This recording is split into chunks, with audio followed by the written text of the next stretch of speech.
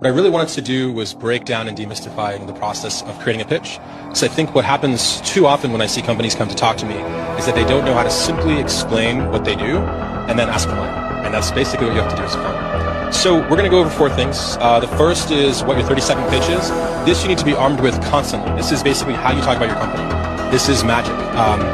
Whether you're talking to people who want to give you money or don't want to give you money, you're talking to your parents, this is your go-to.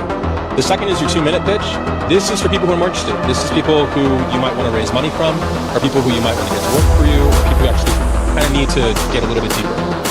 Notice that's where I stop. A lot of people practice 10, 30-minute pitches, hour pitches. I think that's all garbage. I think you can get everything you need done in 2 minutes. And one thing I like to tell founders is the more you talk, the more you have to say something that people don't like. So just talk less, and it'll probably be better.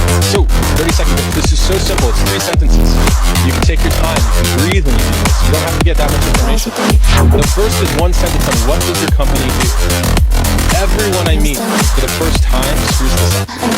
You have to be able to do it in a way that is simple and straightforward, that requires no free information on my part.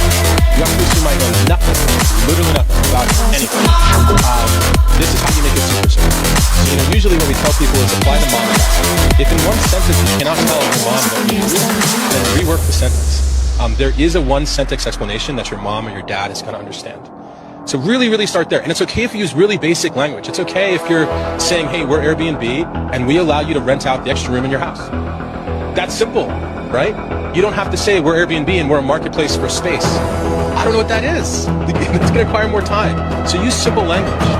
Very important. The second is how big is your market?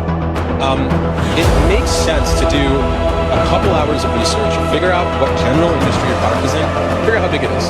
Investors like to hear that you're in a multi-billion-dollar market. It's pretty simple to do this. Airbnb might say, how big is the hotel market? How big is the vacation market? How big is the online hotel market? These are simple numbers to look up on Google, and it makes an investor understand, oh wait, if we're big, if we really blow this company up, it can be worth billions of dollars. Don't skip this out.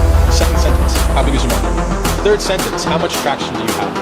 Ideally, this sentence is saying something on the order of, we launched in January, and we're growing 30% month over month. We have this number of sales, this number of revenues. Very simple.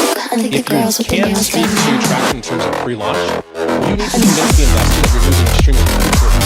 So the team started working in January. By March, we launched the beta.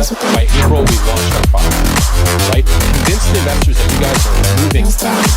That this isn't some long slog. You guys aren't thinking of this like a big corporation. You're thinking about it as a startup moving fast. That's all you have to do in 30 seconds.